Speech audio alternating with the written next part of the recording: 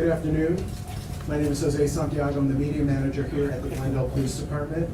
We want to first start off by telling you all thank you for your coverage on this announcement today. It is a major announcement for us here at the Glendale Police Department.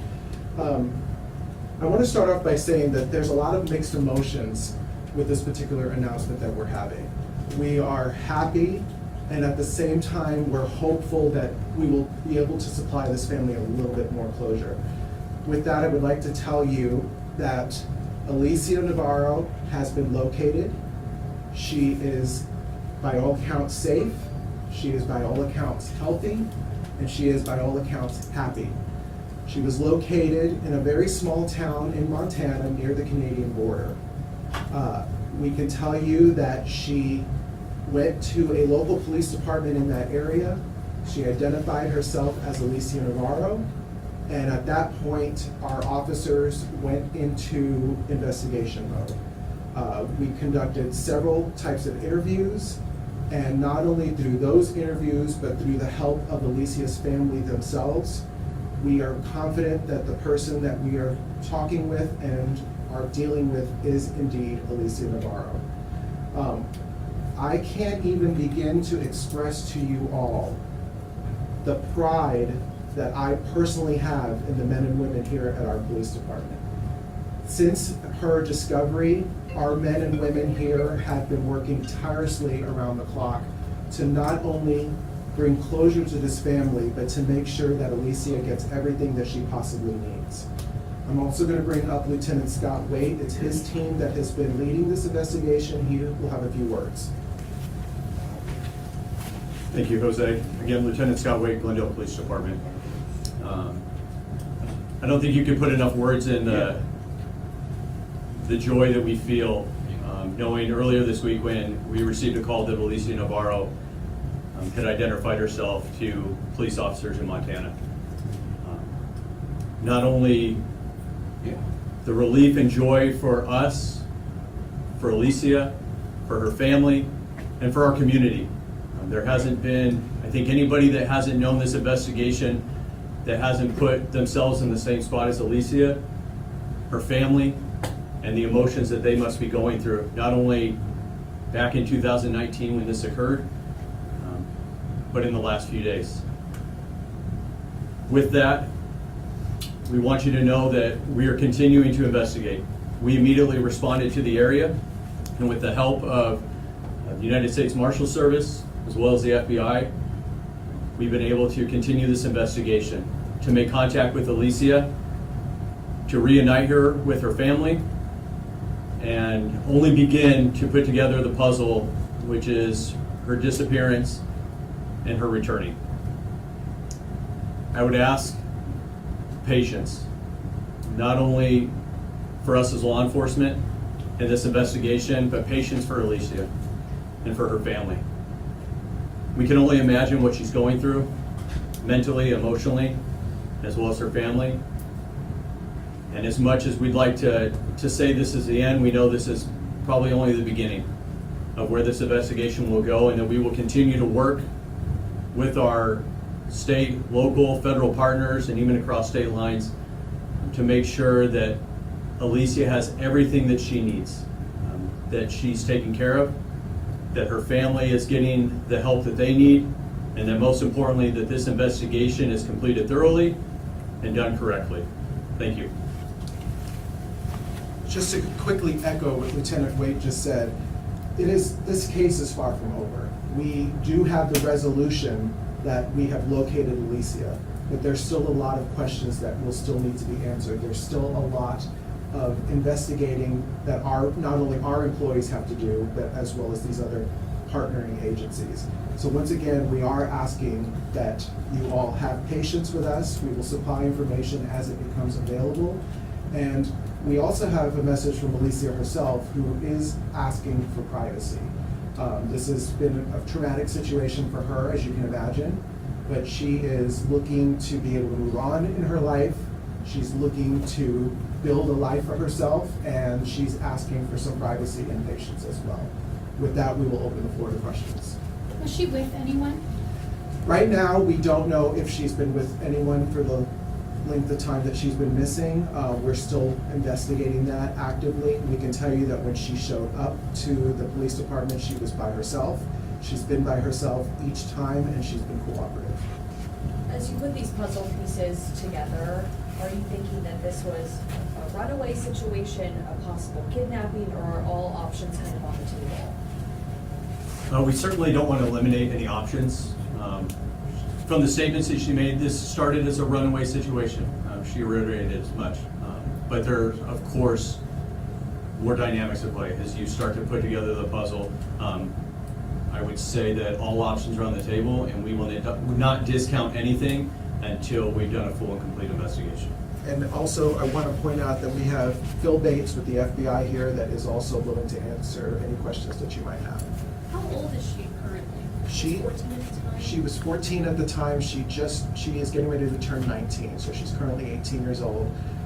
She went missing in the middle of September of 2019, and her birthday was a couple days after she went missing.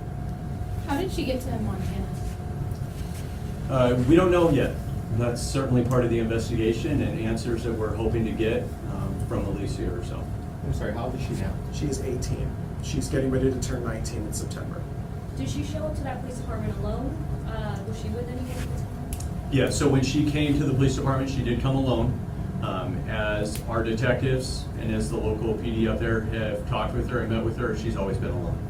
Did you say the name of the town that she went to? At this time, we're not going to release that information, not only out of respect for Alicia and her privacy, but this is a very small town. We can tell you that it is close to the Canadian border. It's about 40 miles from the Canadian border in Montana, and they are working alongside us to help resolve all the questions that we have in this case. So out of respect for the investigation, as well as the respect for Alicia's privacy, we're withholding that. Is anyone facing charges currently, or could anyone potentially face charges? I mean, there's always the potential that somebody could face charges. As this investigation unfolds and we get more clarification on what happened to her, that's certainly a possibility. But I can't say that there's anything imminent or pending at this time. You mentioned she turned herself into a police department. Would that be Montana? She was in Montana. Turning herself in is a strong statement. Sorry. She showed up to a police department. She identified herself as Alicia Navarro, and she basically asked for help to clear her off of a missing juvenile list. She, by all accounts, went on her own free will. She is not in any kind of trouble. She's not facing any kind of charges. She is not being held anywhere. She is coming and going at her own free will, and she has been extremely cooperative with not only our folks, but our federal partners as well. Does she want to come back to Arizona? I still think it's really early in her healing process as to where she wants to stay, and that's certainly up to her, and we will help her in any way possible to make sure that she is in her best situation and the most comfortable that she can possibly be. I know that her mom has been searching for her since she went missing. You said that you were able to reunite her family and her. Were you there for that? Can you describe what that was like? Emotionally overwhelming, not only for the mother, but for Alicia herself. With respect to the family, I'm not going to go into the specifics on how that reunification was done, but I can say for everybody involved, including the detectives, it's extremely overwhelming. Which family members were there for that reunification? The first notification was to her mother, and that was the first notification and I would say reunification that's happened. Did the investigation ever indicate Montana? So throughout the last few years, there's been a lot of tips, leads, citizen upon citizen who's wanted to help with this investigation. And I can tell you that each tip and lead were looked into. As to specifics where there were any in Montana, I would have to look back and see. But I know that there are some that spanned across all parts of this country. I know it's early, but like, was she staying with a friend in Montana? Where was she? We just don't know the answer to that question right now. Right now, those are some of the questions that we have. She's overwhelmed. She's overwhelmed. She realizes that there's been a lot of attention on this case. She is very knowledgeable as far as that's concerned. right now, her priority is to work with us. She wanted to talk to her mom, and she wanted to make sure her mother knew she was okay. And we're taking it day by day, step by step with her. You know, it's important to tag along to what Lieutenant Waite just said. With this case, there were literally thousands of tips that would come in on this case. This has been going on for nearly 4 years now. And every one of those tips, every one of those possibilities were looked into, investigated, and we're just happy to say that she did indeed come forward, and we feel very strongly that this is Alicia.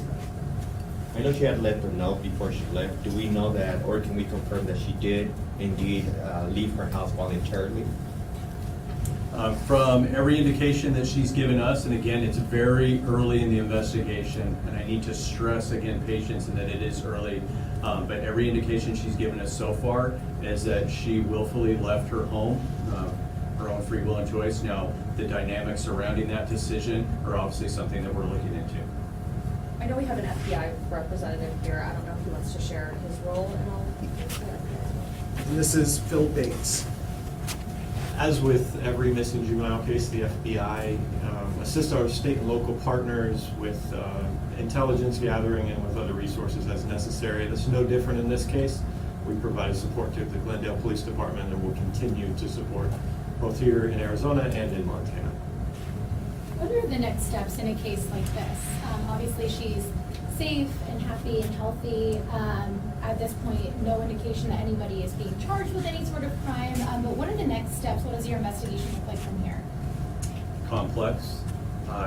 It's multifaceted. There's two parts to it. In any investigation like this, there's a criminal element. Of course there is. We want to search and find the answers.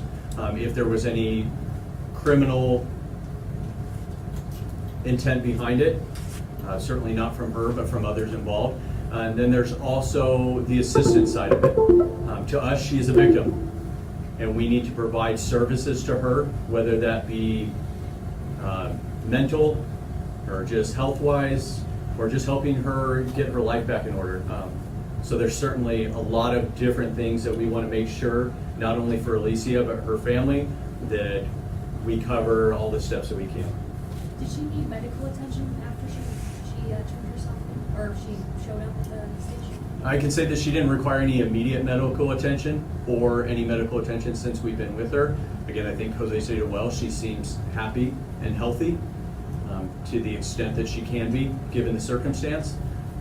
But that's certainly something that we want to help provide for her and make sure that if she hasn't seen a doctor in the last few years, that those are things that we are able to provide for her and make sure that she has everything necessary to really move on with her life and enjoy the rest of her life.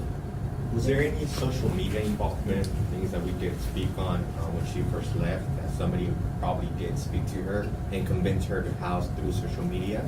Could that be the case? So that's part of any investigation. That was obviously part of the initial investigation. The family was very supportive and cooperative in providing whatever information that they had as to her, we'll call social media fingerprint, and what she was using. I can tell you that we follow those leads extensively. We continue to follow them. We continue to look back from the very day, minute, hour that she left and try and go down every lead that we can to see if that'll provide answers, and certainly now that hasn't stopped and will continue. Any inclination of why now? And a lot of these cases don't turn out like this, so can you tell us your reaction as well? I think for Alicia is that she felt like now was the time that, whether it's emotionally, mentally, that she wants to take the next steps in her life. She's expressed a desire to move forward in life and do the things that a normal, healthy adult would do. And we certainly want to help her get those. So I can't say that there's any single triggering moment. I think there's probably been a long progression for her in the journey that she's taken, and we are more than happy, ready and willing to help her through the rest of her path. Is Alicia still in Montana? I'm sorry if you mentioned that already or not. Yes, she is still there with the local police up there, with our investigators, and we are continuing to help her in whatever way we can. Can you tell us when she went to the police department? Was it within the last few days? Within the last few days. Once we wrap up this press conference, we will be emailing out to your desks a photograph that was taken of her when she arrived at the police department. I will tell you, just to be direct, it will look, she doesn't look much different than she did when she disappeared. She is 18 years old, she's getting ready to turn 19, but her appearance is still that of a very young-looking young lady. Besides the photograph that we will be releasing, we will send 2 very small video clips of some of a very small portion of interviews that were done by our officers via FaceTime prior to seeing her face-to-face. Alicia is, by all accounts, again, she just appears to be in good spirits. She really just wants to move on with her life. She is very apologetic to what she has put her mother through, has expressed that, and she understands that she caused a lot of pain to her mother, and it was not intentional on her behalf, and she's hopeful that they can have a relationship.